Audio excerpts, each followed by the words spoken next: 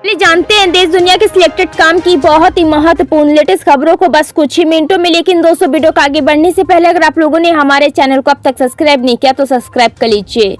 विदेश मंत्री एस जयशंकर ने भारत रूस संबंधों के भविष्य पर विश्वास जताया है, जोर देकर कहा कि मॉस्को ने हमेशा भारत के साथ मजबूत और सकारात्मक संबंध बनाए रखे हैं।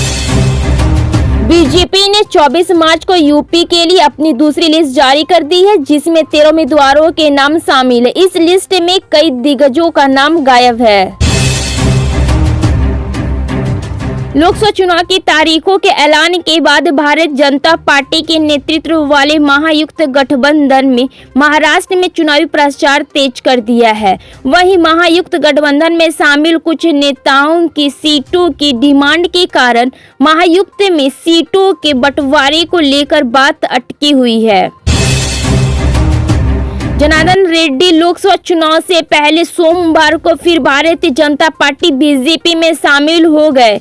रेड्डी ने पिछले साल विधानसभा चुनाव से पहले बीजेपी का साथ अपना 2 दशक पुराना नाता तोड़कर कल्याण राज्य प्रगति पक्ष का गठन किया था। लोकसभा चुनाव की तारीखों के ऐलान के बाद अब सभी राजनीतिक दल अलग अलग राज्यों के लिए अपने अपने उम्मीदवारों के नामों का ऐलान कर रहे हैं। अधिकतम सीटों पर प्रत्याशी घोषित भी हो चुके हैं। दिल्ली आबकारी नीति से संबंधित मनी लॉन्ड्रिंग मामले में मुख्यमंत्री अरविंद केजरीवाल की गिरफ्तारी के बाद से बीजेपी लगातार आम आदमी पार्टी पर हमला बोल रही है। एक तरफ जहां दिल्ली बीजेपी नेतृत्व के आधार पर मुख्यमंत्री अरविंद केजरीवाल से इस्तीफा की मांग कर रही है, तो वहीं दूसरी तरफ सरकार पर भ्रष्टाचार का आरोप लगाकर विरोध प्रदर्शन भी कर रही है।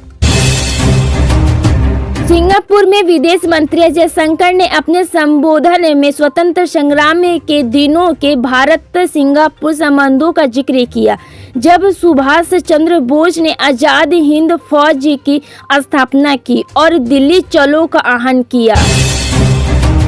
लोकसभा चुनाव से लेकर भारतीय जनता पार्टी राहुल गांधी की शक्ति को लेकर दिए गए बयान को भुलाने में लगी है। प्रधानमंत्री नरेंद्र मोदी ने भी जनसभाओं के दौरान कहा कि कांग्रेस शक्ति का विनाश करना चाहिए, लेकिन वह नारी की पूजा करते हैं। मुंबई में शिवसेना सांसद संजय राउत का कहना है कि इंडिया गठबंधन दिल्ली के रामलीला मैदान में एक विरोध रैली का आयोजन कर रहा है। हम सभी उस रैली में शामिल होंगे। एनडीए में हुई सीट शेयरिंग के तहत मिले 16 सीटों पर जेडीयू ने अपने प्रत्याशियों के नामों की रविवार को आधिकारिक घोषणा कर दी है। प्रत्याशियों में 12 नाम ऐसे हैं जो वर्तमान में भी जेडीयू के सांसद हैं।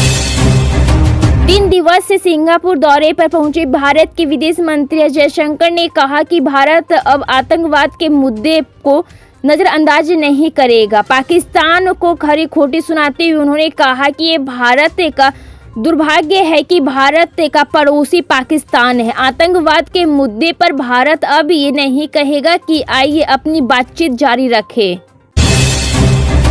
उत्तराखंड में मौसम का मिजाज बदला हुआ है। इसी बीच मौसम विभाग ने कई जिलों के लिए अलर्ट जारी कर दिया है। विभाग की माने तो प्रदेश के कई जिलों में भारी बारिश गिरने का आसार है। अगले 2 दिन मौसम ऐसे ही रहने का आसार है। बिहार में एनडीए ने अब तक 5 सीटों पर अपने पत्ते नहीं खोले हैं। वहीं राजद ने लगभग अपने 10 प्रत्याशियों को सिंबल दे दिया है, लेकिन इन 5 सीटों पर अंतिम निर्णय अभी बाकी है। दरअसल ये 5वें में एनडीए के घटक दलों के पास गई है। वे इन सीटों को लेकर काफी सोच विचार कर रहे हैं। वे इस सीटों पर कोई रिस्क लेने को तैयार नहीं है। प्रदेश के तापमान में एक बार फिर से वृद्धि हो रही है। आपको बता दें कि होली के बाद यानी कि एमपी के कई जिलों में सुबह से तेज धूप निकल रही है। इसके कारण लोगों को बेहद गर्मी का एहसास हो रहा है। आज भी प्रदेश की राजधानी भोपाल समेत कई हिस्सों में तेज धूप निकलने की संभावना जताई जा रही है। साथ ही कहीं कहीं पर बादल भी छाए रहने का अनुमान लगाया गया है। इसके अलावा बारिश के साथ साथ आंधी चलने की भी आशंका है। विपक्षी दलों के इंडिया गठबंधन में कांग्रेस के साथ लगभग सभी पार्टियों की टकरार नई बात नहीं है। बंगाल में तमाम तकियों के बावजूद बम दलों के साथ कांग्रेस का तालमेल बेहतर रहा है, लेकिन अब वह भी टूटने का आसार है। इसके वजह है कि कुछ बिहार लोकसभा सीट पर जहां पहले से ही बम मोर्चा ने उम्मीदवार उतारे थे, वहां भी कांग्रेस ने उम्मीदवारों की घोषणा कर दी है।